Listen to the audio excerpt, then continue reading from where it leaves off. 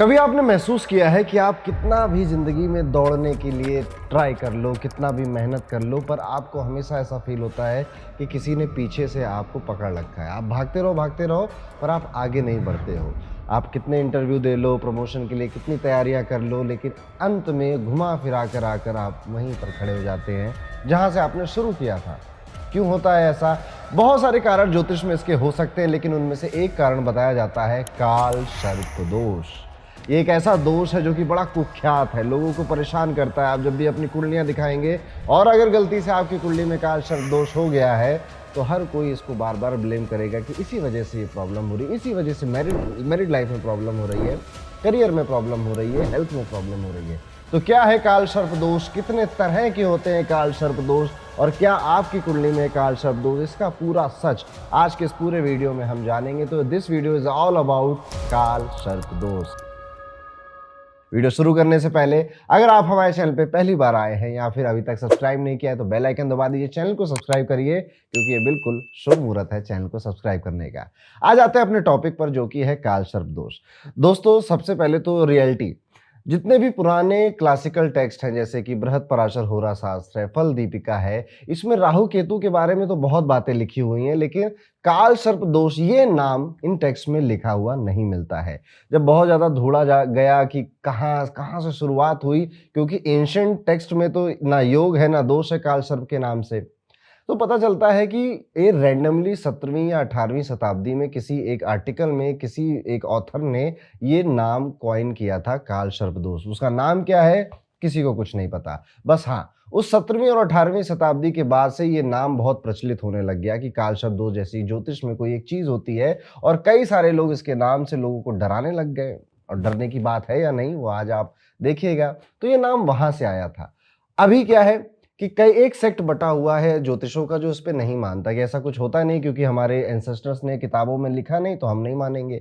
एक जो modern astrology का सेक्ट है वो कहता है कि इसको हमने अप्लाई किया, ट्राई किया लोगों के चार्ट पर, तो हाँ सच में लोगों की जिंदगी में समस्याएं जैसा काल शब्द दोष में लिखा हुआ 17वीं 18वीं शताब्दी के बाद मिलता है, वैसा हूबहू लोगों की जिंदगी में प्रॉब्लम्स देखने को भी मिल रही हैं।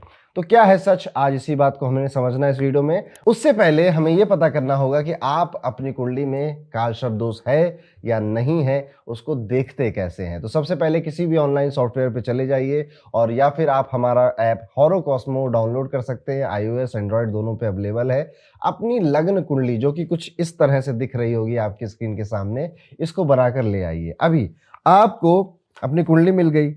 अब काल शब्द दोष अगर आपको समझना है तो आपको ये समझना पड़ेगा कि राहु केतु इसमें सबसे इंपॉर्टेंट प्लेनेट होते हैं। राहु केतु हमेशा एक दूसरे के अपोजिट होते हैं, चाहे किसी भी हाउस में हो। अगर राहु चौथे में है तो केतु जस्ट अपोजिट 10वें में होगा। अगर केतु छठे में है तो राहु जस्ट अपोजिट 12वें घर में होगा। तो ये हमेशा अपोजिट रहते हैं। अब बाकी के 2 प्लेनेट तो फिक्स हुए, बाकी के जो 7 प्लेनेट है, जैसे आप इस एग्जाम्पल में देख रहे हैं, ये कुंडली के इस तरफ आ गए हैं, और आधी कुंडली आप देख सकते हैं कि ये ब्लैंक है, आधी कुंडली खाली है, आधी कुंडली के जो हाउसेज है वो ब्लैंक है। अगर ऐसी स्थिति आपके चार्ट में बनती है तो इसे कहा गया कि आपकी कुंडली में काल सर्प दोष विद्यमान है। पर क्या जरूरी है कि राहु पहले घर में और केतु 7वें घर में बैठे तभी काल सर्प दोष है? नहीं। एक और एग्जाम्पल देखते हैं। राहु तीसरे में बैठा था और केतु बैठा था 9वें घर में, और बाकी के 7 प्लेनेट यहां पर आ गए, और ये कुंडली पूरी आधी राइट साइड से खाली है। इसको भी काल सर्प दोष बोला गया। यानी कि आप समझ गए कि राहु केतु जरूरी नहीं है कि सिर्फ फर्स्ट हाउस में बैठे या थर्ड हाउस में बैठे। राहु केतु, लेट्स सपोज चौथे घर में राहु बैठा है। यहाँ पे मैं आपके सामने एक एग्जांपल बनाता हूँ ताकि आपको और बेटर समझ में आ जाए कि राहु यहाँ बैठा था तो ऑटोमेटिकली केतु यहाँ चला जाएगा, और बाकी के जो हमारे 7 प्लैनेट्स हैं वो कैसे भी कर कर इनके अंदर आ जाएं।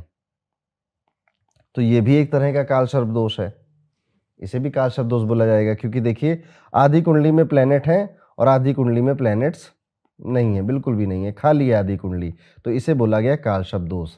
अब यहां से एक बात और समझ में आती है कि ओके, काल सर्प दोष मतलब राहु केतु के या तो इस साइड या फिर इस साइड सारे के सारे प्लैनेट आ जाएं और आधी कुंडली खाली रहे, तो इसे काल सर्प दोष बोला गया। अब Rahu Ketu first house 7th house में हो, सेकंड और 8th में हो, थर्ड 9th में हो, फोर्थ 10th में हो, या 5th 11th में हो, या 6th 12th में हो, इस तरह से मल्टीपल काल शब्द दोष की संरचनाएं कुंडली में बन सकती हैं। टोटल 12 होती हैं, और ये डिसाइड होता है कि राहु किस हाउस में है, और इन 12 को नाम भी दिए गए हैं। अगर राहु फर्स्ट हाउस में, केतु सेवेंथ हाउस में काल सर्प दोष बन रहा है तो इसे हम बोलेंगे अनंत काल सर्प दोष। अगर राहु सेकेंड हाउस में है, केतु एट्थ हाउस में है और उसके वजह से काल सर्प दोष बन रहा है तो हम इसे कहेंगे कुलीक काल सर्प दोष।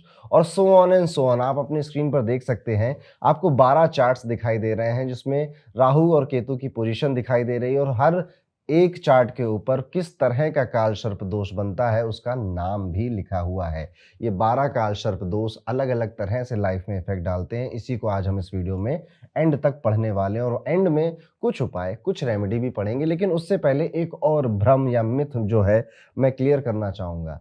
काल सर्प दोष तो बाद में बनाया गया, ज्योतिष में हमेशा से नहीं था। उसके बाद इसके कई सारे वेरिएशन भी बन गए, आ गए सामने। जैसे कि आप यही एग्जाम्पल एक आपकी स्क्रीन के सामने है। कहा जाएगा आपसे कि राहु केतु यहाँ बैठे हैं, लेकिन अगर एक प्लेनेट इससे बाहर चला जाए, अब देखिए इस एक्सिस के इधर हैं बाकी प्लेनेट, लेकिन एक मंगल जो है ये बाहर आ गया, तो इसको बोला जाएगा कि आंशिक काल सर्प दोष है। और अगर 2 प्लेनेट बाहर आ गए तो बोला जाएगा अनुदित काल सर्प दोष है। तो आंशिक मतलब पूरा 100% नहीं था, थोड़ा सा कम, अनुदित मतलब थोड़ा और कम, पर काल सर्प दोष तो है। अभी मेरा इसमें इतना यकीन नहीं है।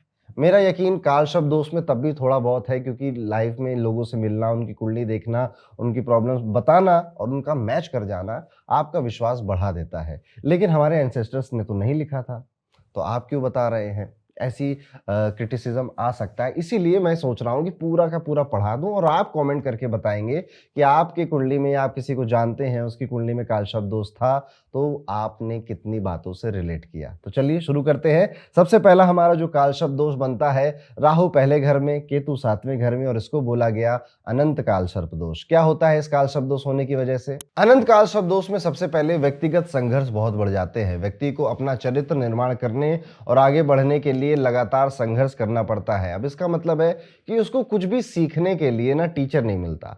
उसको कुछ भी सीखने के लिए जब वो ऑनलाइन जाता है तो कंफ्यूज हो जाता है, भटक जाता है। उसकी लर्निंग बहुत डिले चली जाती है। इवन कई बार एजुकेशन में प्रॉब्लम आने लगती है। वो एक जगह फोकस करके पढ़ नहीं पाता, सीख नहीं पाता, और वो कहीं ना कहीं बहुत वक्त के बाद एक्सेप्ट कर लेता है कि मैं ऐसा ही हूँ, मेरे साथ तो ऐसा ही होता है। यहाँ पर मन बहुत अशांत रहता है, बेचैनी बहुत होने लग जाती है। हर वक्त आप अपने आप को कंपैरिजन में ले आते हैं दूसरों के साथ कि मैं बेहतर नहीं हूँ, लोग ज़्यादा बेहतर हैं इसलिए उनकी ज़्यादा बेहतर ज़िंदगी है। सेल्फ डाउट जिसे हम कहते हैं ना, सेल्फ डाउट होते हुए बहुत देखा गया है। साथ ही साथ यहाँ पे ऐसा व्यक्ति मैरिज में भी प्रॉब्लम फेस करता है। शादी होती नहीं है, हो गई तो बहुत ज़्यादा पीड़ादायक भी उसकी मैरिज हो सकती है। उसके जो घर का माहौल है वो भी अशांत देखने को मिलता है अगर इस तरह का काल सर्प दोष बना है। कुछ शारीरिक समस्याएं भी अनंत काल सर्प दोष में बताई गई हैं, जैसे कि सबसे पहले इसका पेट हमेशा परेशान रखेगा इसको। इसके चेहरे पे किसी न किसी तरह के दाग रहेंगे, धब्बे रहेंगे, या फिर कोई कट मार्क इसके चेहरे पर आ जाएगा। और कई बार धनोपार्जन यानी पैसे कमाने के बाद मनी को सेव करने में भी कई तरह के प्रयास करने पड़ते हैं। और देखिए अभी और है इसमें इसमें यह भी बोला गया कि आप किसी ना किसी तरह के लिटिगेशन में, या फिर आपके चालान बार बार कट जाना, या सरकारी लोगों से आपको बार बार इश्यूज आना, ये भी देखने को मिला गया है। व्यक्तिगत दोष में यहाँ पे लेजीनेस भी आती है, और जो माइंड है वो बिजनेस एक्यूमेन इतना ज़्यादा काम नहीं कर रहा है, या बस बिजनेस कर रहे हैं तो वो एक ठप हो रहा है फिर दूसरा चल रहा है, शत्रु बनते चले जा रहे हैं, लोग साजिश कर रहे हैं, एटसेट्रा एटसेट्रा। ये सारी चीज़ें आपको बताई गई अनंत काल सर्प दोष में, यानी कि राहु पहले में था, केतु 7वें में था। अब आप कमेंट करके बताइएगा कि क्या आपने इतनी प्रॉब्लम्स फेस करी। कुछ काल सर्प दोष में लोग प्रॉब्लम फेस नहीं करते हैं, उसका रीज़न क्या है वो मैं एंड में वीडियो के ज़रूर बताऊंगा। तो वीडियो एंड तक ज़रूर देखिएगा, तब जाकर आपको समझ में आएगा कि ठीक है काल सर्प दोष तो था, लेकिन मैंने ज़्यादा प्रॉब्लम क्यों नहीं फेस करी। उसका एक रीज़न ये भी है। अब इसी के साथ हम स्टार्ट करते हैं सेकेंड टाइप का जो काल सर्प दोष है हमारा, उसका नाम है कुलीक काल सर्प दोष। यानी कि राहु जब दूसरे घर में बैठेगा, केतु 8वें घर में बैठेगा, और बाकी के प्लेनेट आधी कुंडली में आ गए हैं और आधी कुंडली खाली है, तो इसे बोला गया कुलीक काल सर्प दोष। ये जो सबसे पहले इम्पैक्ट करता है ये आपकी फैमिली पे इम्पैक्ट करता है। फैमिली में कोई लूनेटिक हो सकता है कि उसका काम ही है झगड़े लड़ाई करने का, या फिर लोगों की खुशी में बाधा डालने का। कोई एक ऐसा सदस्य आपकी फैमिली में हो सकता है। आपके अपनी खुद के परिवार में आपको उतना सम्मान नहीं मिल रहा, उतना आपके लिए रिस्पेक्ट नहीं है, परिवार वालों को रोज आपको लताड़ते रहते हैं, गरियाते रहते हैं, ये भी देखने को मिलता है। घर की शांति थोड़ी भंग होती है, मित्र बार-बार धोखा देने की कोशिश करते हैं, माता-पिता का स्नेह नहीं मिल पाता, आपको ऐसा भी फ़ील हो सकता है कि बड़े भैया ज़्यादा प्यार करते हैं, हमसे कम प्यार करते हैं या छोटे वाले से ज़्यादा प्रेम है, हमसे कम प्रेम है। इस ऐसा भी यहाँ पे देखने को मिला है। अपने ही रिश्तेदार कभी-कभार आपको हानि पहुँचाने की पीठ पीछे आपके बैक बिचिंग करने की कोशिश करते हैं। आर्थिक समस्याएँ भी थोड़ी बहुत यहाँ पर देखने को मिलती हैं और लोन से परेशान हो सकता है या कर्ज़ एक लिया था चुकाने के लिए दूसरा, उसके लिए तीसरा, ऐसा भी देखने को मिलता है। ये काल सर्पदोष आपको प्रोजनी में भी इश्यू देता है। संतान आपकी या तो होती नहीं है और अगर है आपकी संतान बड़ी हो गई तो वो बात नहीं मानती, कहना नहीं मानती है। इस तरह की संघर्ष और समस्याएँ ये सेकंड टाइप के काल सर्पदोष में हमें देखने को मिलती हैं। वृद्ध अवस्था यानी कि जो बुढ़ापा है उसमें भी काफ़ी चिंताएँ ये पैदा करता है कि बुढ़ापे में जो खुद की संतान है वो साथ नहीं दे रही है। ये है कुलीन काल सर्पदोष। लेकिन हो सकता है कि आपके पास ये काल सर्पदोष हो लेकिन आपने इतनी प्रॉब्लम्स फेस नहीं करी हों, उसका रीज़न क्या है वो वीडियो के एंड में मैं ज़रूर बताऊँगा, उसे देख लीजिएगा, तब आप ज़्यादा रिलेट करेंगे। अब हम तीसरे टाइप के काल सर्पदोष पे चलते हैं जिसका नाम है वासुकी काल सर्पदोष। ये कैसे बनेगा? जब राहु तीसरे भाव में होगा और केतु नवम भाव में चला जाएगा। इसके रिज़ल्ट क्या है? सबसे पहला, आपके परिवार का या आपका समाज से ज़्यादा लेना-देना नहीं होता। पड़ोसियों से ज़्यादा बातचीत नहीं है, इवन अपने खुद के रिश्तेदार मामा, चाचा, ताई इनसे भी आप ज़्यादा बातचीत नहीं करते हो, अपने आप में ही खोए रहते हो या अपनी ज़िंदगी में ही आपको मज़ा आता रहता है। इवन अभी बात क्यों नहीं करते हो उसके भी पीछे भी रीज़न होता है कि रिश्तेदार बड़े अच्छे मिलते नहीं हैं आपको, धोखा देने वाले मिलते हैं। जो दोस्त, जो मित्र कॉलेज, स्कूल में बने थे उतने बन गए और इवन वो भी आपको छोड़कर के या अपने कामों में व्यस्त हो जाते हैं, लोनलीनेस आती है, अकेलापन आता है। गवर्नमेंट की तरफ से प्रॉब्लम आ जाती है, ऐसा व्यक्ति सरकारी सेवाओं के अवसर प्राप्त करना चाहता है परंतु मिलते नहीं हैं और अगर मिल गए तो वहाँ पर इसको उतना सम्मान या प्रतिष्ठा नहीं मिलेगी, ऐसा भी देखने को मिला गया है। थर्ड हाउस में राहु और केतु, नाइन्थ हाउस में जो काल शब्दोष बना, ये व्यक्ति को पूजा पाठ, दान या अन्य धार्मिक गतिविधियों में ज़्यादा रुचि नहीं लेने देता। राज्य के साथ मतभेद यानी गवर्नमेंट के साथ कोई गवर्नमेंट जो अधिकारी है उनके साथ कुछ झगड़े-वगड़े भी करा देता है। अंततः कई सारी कठिनाइयों के बाद व्यक्ति का जीवन चमत्कारी पल में बदलता है और फिर सफलता प्राप्त होती है। यानी कि इस काल शब्दोष में ये बोला गया कि आपको ना शुरुआत में तो काफ़ी लोग परेशान करेंगे। आपको आपके हिसाब से रिस्पेक्ट भी नहीं देंगे। लेकिन इवेंचुअली आप क्या करोगे 35-40 की उम्र तक एक अच्छी पोजीशन पर बैठ जाओगे, सफलता प्राप्त करोगे। बहुत ज़्यादा हार्डशिप देखने के बाद तब जाकर आपको अपनी सफलता का सुख मिलेगा। तो ये तीसरे टाइप का काल शब्दोष है। एक है चौथे टाइप का काल शब्दोष जिसका नाम दिया गया शंखपाल काल सर्प दोष।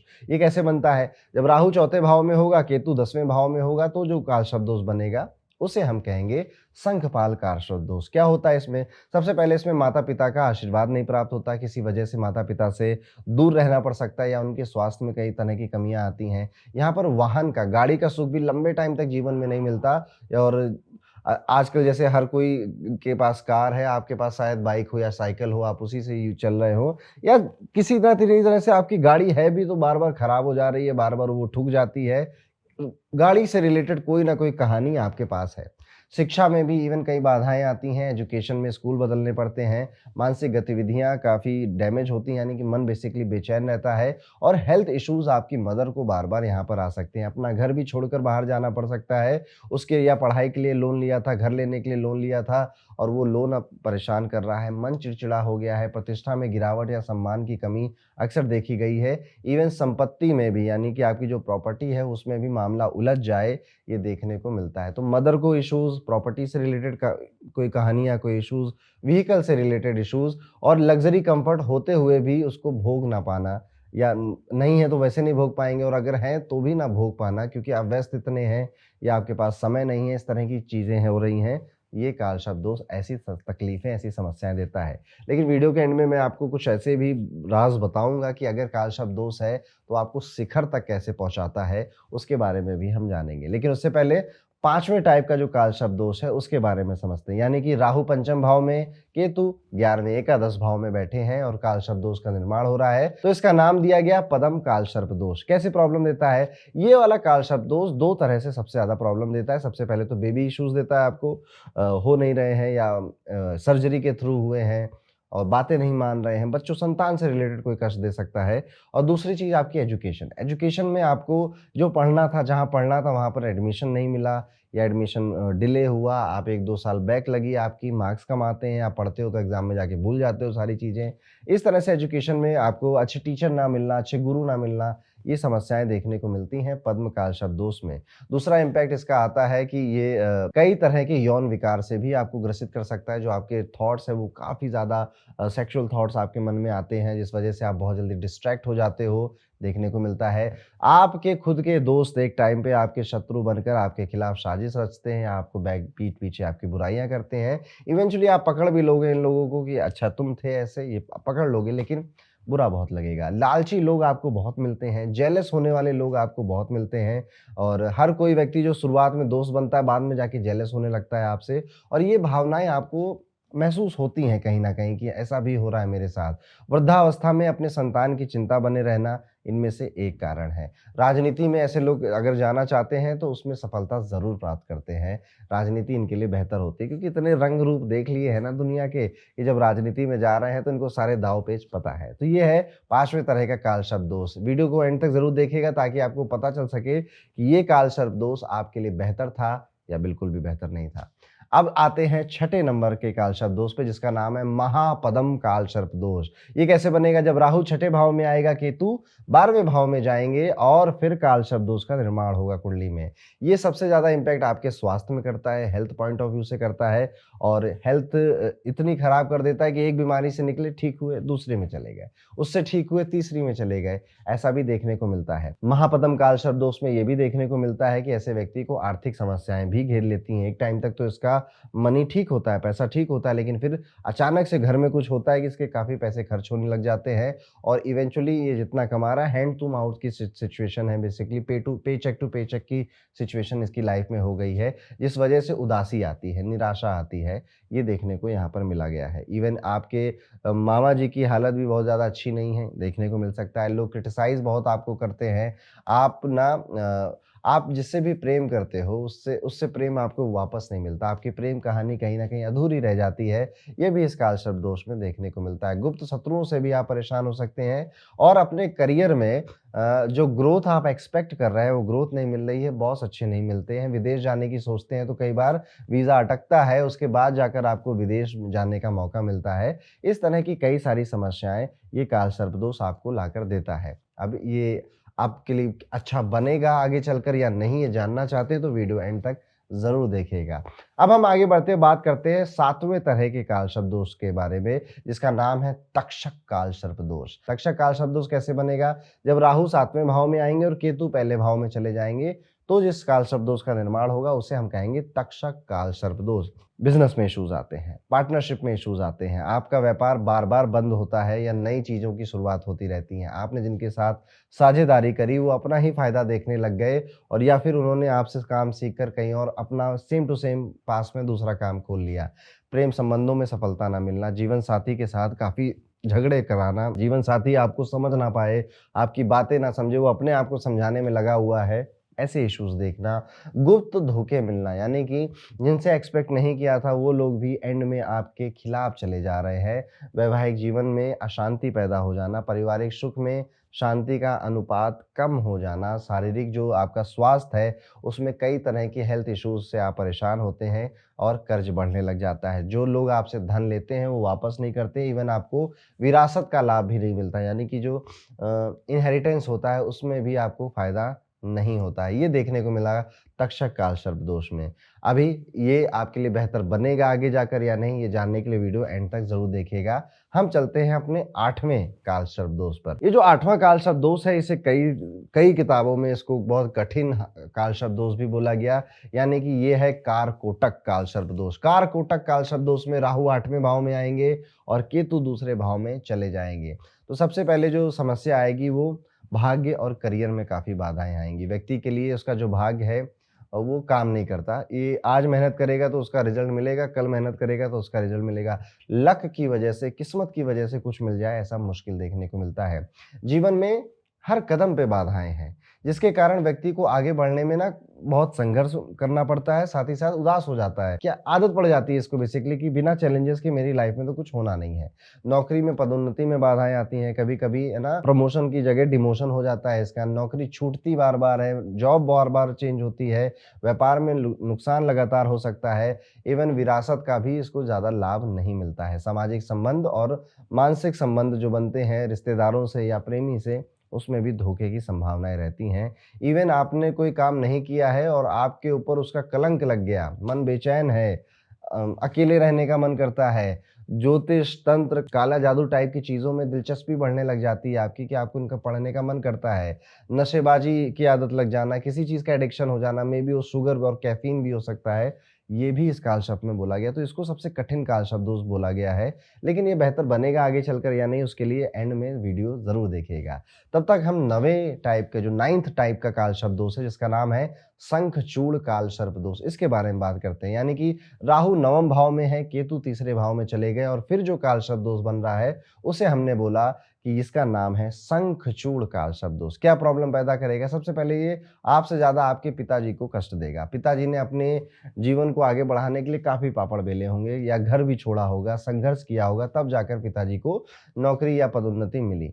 आपके लाइफ में क्या करेगा, ये भाग्य को बहुत कमज़ोर कर देता है। इंसान बहुत ज़्यादा टैलेंटेड, पढ़ा-लिखा, पोटेंशियल बहुत होता है, लेकिन उसके बावजूद मॉनेटरी गेन्स नहीं हो रहे हैं, ऐसी समस्याएँ देखने को मिलती हैं। ऐसा व्यक्ति कई बार जॉब के अलावा व्यापार में भी हाथ आज़माता है, लेकिन उसमें भी ख़ास सफलता नहीं मिलती है। वैवाहिक जीवन कष्टमय हो जाता है, वैवाहिक जीवन अशांत हो जाता है। जो फिज़िकल प्लेज़र वाली चीज़ है, उसमें भी असंतुष्टि महसूस करता है। मामा या ससुर की ओर से धोखा होने की भी घटनाएँ घट सकती हैं। सामाजिक और कानूनी समस्याएँ भी जैसे और ख़ास तौर पे मित्रों की वजह से देखने को मिलती हैं। यहाँ पर गवर्नमेंट जो काम है, आपके सरकारी काम है, उनमें भी डिले होना या गवर्नमेंट की तरफ से आपके ऊपर कोई फ़ाइन या चालान बार-बार लगते रहना, ऐसा भी देखने को यहाँ पर मिलता है। आर्थिक स्थिति थोड़ी नाज़ुक रहती है। नाज़ुक का मतलब यही है कि भई हैंड टू माउथ वाली सिचुएशन बन गई है, कमा तो रहे हैं, बट कहाँ जा रहा है, कैसे जा रहा है, वो जैसे ही 22 तारीख आती है महीने की 22 से 30 तारीख, मंथ एंड वाली पूरी फीलिंग आपको हर बार आने लग जाती है। इवन आपने ज़्यादा कमाया इस बार, फिर भी ऐसा होता है। तो ये इस तरह के काल शब्दों से इफ़ेक्ट पड़ता है। अब ये आगे चलकर बेहतर बनेगा या नहीं बनेगा, उसके लिए वीडियो एंड तक ज़रूर देखिएगा। अब आते हैं हम अपने 10वें तरह के काल शब्द दोष पे, जिसका नाम है घातक काल सर्प दोष। अब ये घातक काल शब्द दोष कैसे बनेगा? जब राहु जाएँगे 10वें घर में और केतु जाएँगे चौथे घर में, तब जो काल शब्द दोष का निर्माण होगा उसे हम कहेंगे घातक काल सर्प दोष। क्या प्रॉब्लम देगा? सबसे बड़ी प्रॉब्लम ये करियर में देता है। इंसान ना एक जगह ज़्यादा टिक नहीं पाता। ढाई 3 साल में उसकी कंपनी बदल जाना, उसका काम बदल जाना, उसके अगर एजुकेशन की है तो एजुकेशन बदल जाना, ये सारी चीज़ें चेंज देखने को मिलता है। तो जगह भी बदलती रहती है, कंपनी भी बदलती रहती है, ये एक प्रॉब्लम आती है। दादा-दादी का सुख ना मिलना, बचपन में दादा-दादी का स्वर्गवास हो गया या वो अलग रहते थे, आप अलग रहते थे, इस तरह की कोई चीज़ हो गई। पिताजी से बहुत ज़्यादा आपके जो रिश्ते हैं वो बहुत कॉर्डियल नहीं थे शुरुआत में, बाद में जाके भले बन गए हों, लेकिन शुरुआत में आपके फ़ादर के साथ उतने रिश्ते कॉर्डियल नहीं थे। माता-पिता का इवन दूर भी रहना पड़ा आपको माता-पिता से, बहुत कम उम्र में आप अपने काम के लिए दूर चले आए और फिर तब से दूर ही दूर है। वैवाहिक जीवन में थोड़ा बहुत कष्ट आ सकता है, अशांति आ सकती है और शादी के लिए अच्छा दूल्हा-दुल्हन नहीं मिल रहा है आपको, बहुत आप तलाश कर रहे हैं, ये भी देखने को मिला है। आपकी जो संतान है, संतान की चिंताएँ आपको सताएँगी। अब है तो उसमें बहुत कुछ लिखा गया, मैं बोलूँगा नहीं, नहीं तो कई लोगों के मन में घबराहट पैदा हो जाएगी, लेकिन घबराने वाली बात नहीं है। काल शब्दों के एक से एक अच्छे उपाय होते हैं, रेमेडीज़ होती हैं, जो कि हम वीडियो के एंड में ज़रूर डिस्कस करेंगे।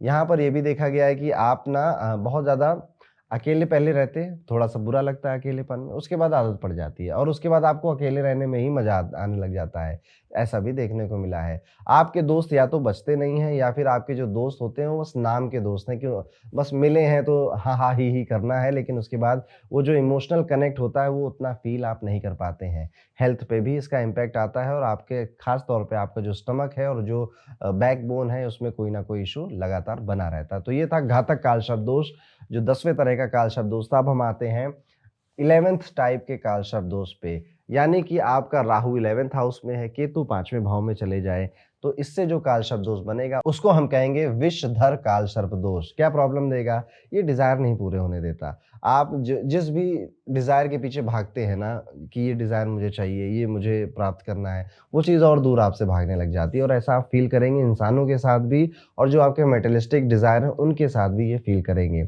आप कितने ही लाभ की बातें कर लें, लाभ के लिए कोशिश कर लें, पर आपका प्रॉपर प्रॉफ़िट या सैलरी में प्रॉब्लम आती है। चाचा जी हो गए, आपके कज़न हो गए या फिर बड़े भाई हैं, उनके साथ रिश्तों में ज़्यादा मधुरता नहीं रहती है। कभी-कभी भाइयों के साथ मुकदमों के कारण भी नुकसान हो सकता है। स्थान परिवर्तन बहुत बार होता है, मूल स्थान छूट ही जाता है एक तरह से और इंसान भटकता रहता है अलग-अलग जगहों पे, इधर गया, उधर गया, जिस वजह से उसको एक कई बार मानसिक चिंताएँ हो सकती हैं।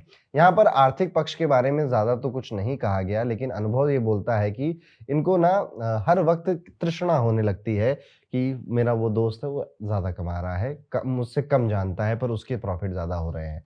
मेरा ये वाला दोस्त है, सहपाठी है, ये मुझसे जूनियर है, ये मुझसे हायर पोज़ीशन पे है। इस तरह के अनुभव आपको अपने जीवन में हो सकते हैं, जो ये एक तृष्णा या ईर्ष्या वाली भाव आपके मन में पैदा कर सकता है। तो ये था दोस्तों 11वें टाइप का काल शब्द दोष। अब ये आपके लिए अच्छा बनेगा आगे जाकर या नहीं, उसके लिए एंड तक वीडियो ज़रूर देखिएगा। अब हम आते हैं अपने लास्ट काल सर्प दोष पे, जो है राहु 12वें घर में, केतु छठे घर में और इसको नाम दिया गया शेषनाग काल सर्प दोष। क्या करता है ये? ये स्वास्थ्य और आर्थिक चुनौतियाँ लेकर आता है। इंसान बार-बार बीमार हो सकता है और साथ ही साथ उसके धन का भी नुकसान हो सकता है। मन बेचैन रहता है, शारीरिक गठन भी, तो उसका मतलब बॉडी बॉडी वाइज़ भी या इम्यूनिटी आप कह लो, बेसिकली उसकी कमज़ोर होती है और कई सारे असामान्य हेल्थ इश्यूज़ उसको आ सकते हैं। जीवन में बाधाएँ एवं देरी तो कॉमन हो जाती है, दोस्त बन जाते हैं उसके कि यार ऑब्स्टेकल तो आएगा ही आएगा और डिले भी होगा, वो पहले से प्रिपेयर हो जाता है एक टाइम के बाद कि ये तो होता ही है मेरे साथ। यहाँ पर ये भी देखने को मिला है कि आपके जो स्थान परिवर्तन होते हैं, वो कई बार होते हैं, इवन देश भी छूट जाए, आप विदेश चले जाओ, विदेश जाकर रहो, काम करो, ऐसा भी देखने को मिलता है और विदेश जाने के बाद भी आपका जो करियर है, वो स्लो पेस पे ही आगे बढ़ रहा है, एकदम हाई-फाई कुछ नहीं मिल गया है आपको।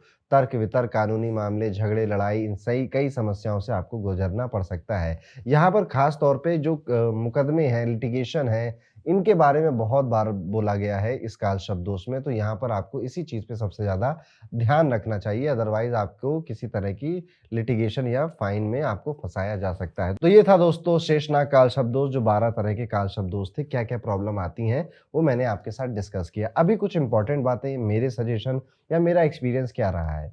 देखिए, अगर आपने ध्यान से देखा होगा तो हर तरह के काल शब्दोश में बुरा, बुरा, बुरा ही बोला गया है। डराने की बातें की गई हैं। हर तरह के काल शब्दोश में आपको मैरिड लाइफ में इश्यू, मनी में इश्यू, परिवार के साथ इश्यू और हेल्थ इश्यूज़, ये 4-5 बातें जो थी वो बड़ी कॉमन थी, लगभग हर एक काल शब्दोश में बोली गई हैं। क्या ऐसा होता है? कई बार ऐसा देखने को मिलता है कि हाँ, व्यक्ति इन सब चीज़ों से गुज़र रहा है। पर कई बार ऐसा देखने को नहीं भी मिलता है। वो सिचुएशंस क्या होती हैं, जब आपका काल शब्दोष आपके लिए ब्लेसिंग बन जाएगा। अगर आपकी कुंडली में काल शब्दोष है तो राहु को देखिए। अगर राहु 2 नंबर की राशि में, 3 नंबर की राशि में, 6 नंबर की राशि में या 7 नंबर की राशि में राहु बैठा हुआ है, तो बेसिकली आपके काल शब्दोष की जितनी भी समस्याएँ थी उसमें से बहुत कम, यानी 10% ही आपको देखने को मिलेंगी। बाकी ये काल शब्दोष आपको हायर पोज़ीशन पे पहुँचाने के लिए, सफलता प्राप्त कराने में आपकी मदद करेगा। आपकी ब्रेन पावर और आपकी सहन शक्ति को इतना आगे बढ़ा देगा कि आप ना किसी भी तरह के चैलेंजेस को स्वीकार कर उसमें आगे बढ़ जाएँगे। कई सारे हमारे ऐसे प्राइम मिनिस्टर रहे हैं, सेलिब्रिटीज़ रहे हैं, क्रिकेटर रहे हैं, जो कि काल शब्दों के साथ पैदा हुए थे और वो बहुत नाम कमा रहे हैं। तो ये कोई एक ऐसी चीज़ नहीं है कि जिससे कि आप डर के बैठ जाओ और डिप्रेशन होने लग जाए कि आज वीडियो देख लिया है, अभी तो मेरी ज़िंदगी ऐसी है। नहीं, ये आपको एक अलग मुकाम पर पहुँचा सकता है अगर आपको काल शब्दोष की चैलेंजेस को झेलने का या शक्ति मिल जाए। अब शक्ति कैसे मिलेगी? कई तरह की रेमेडीज़ होती हैं। सबसे बड़ी रेमेडीज़ तो है कि महादेव की भक्ति करिए। महादेव की जितनी आप भक्ति करेंगे, काल शब्दोष के साँप-वाप आपका कुछ नहीं बिगाड़ पाएँगे। महादेव के मंदिर जाइए, ओम नमः शिवाय बोलिए, जलाभिषेक करिए, दूध से अभिषेक करिए, साल में सावन का व्रत रखिए और साल में 1 बार रुद्राभिषेक करवाइए। ये एक रेमेडी है काल शब्दोष की। एक रेमेडी होती है साँपों को दूध पिलाना, लेकिन आजकल शहरों में साँप मिलते नहीं हैं। अब जब मैं साँपों को दूध पिलाना कह रहा हूँ तो अपने दोस्तों को मत पिलाने लग जाना, उनको नहीं कंसीडर किया जाएगा। तीसरी रेमेडी होती है आपकी कि आप काल शब्द दोष की शांति पूजा किसी प्रॉपर महादेव के मंदिर के आसपास जाके करा लें। जैसे उज्जैन एक बहुत प्रसिद्ध जगह है जहाँ पे काल सर्प की शांति होती है, त्र्यंबकेश्वर है, नासिक है, यहाँ पर काल सर्प की होती है। साउथ इंडिया में भी कई फेमस जगह हैं जहाँ पे काल सर्प शांति पूजाएँ होती रहती हैं। एक बहुत कम प्रचलित मंदिर है जो कि गरुड़ गोविंद का मंदिर है, जो कि वृंदावन में है। वहाँ पर जाकर भी आप काल शब्द दोष की शांति पूजा करा सकते हैं, अगर आपको इसकी प्रॉब्लम बार-बार फेस हो रही है। अदरवाइज़ अगर ये अच्छा है तो इसे बस काम करने दीजिए, घबराइए नहीं, चिंता मत करिए। तो ये था दोस्तों किस तरह से काल शब्दोश काम करता है और कब-कब काल शब्दोश आपके लिए राजयोग साबित हो जाता है। ये सारी डिटेल मैंने एक वीडियो में कवर करने की कोशिश करी। आपको ये वीडियो कैसा लगा? कमेंट करके ज़रूर बताइएगा। आपके मन में क्या प्रश्न आ रहे हैं? उनको भी कमेंट करिए, ज़रूर बताइए हमें। वीडियो को लाइक करिए, चैनल को सब्सक्राइब करिए। मिलता हूँ आपसे अगले वीडियो में, तब तक के लिए राधे-राधे।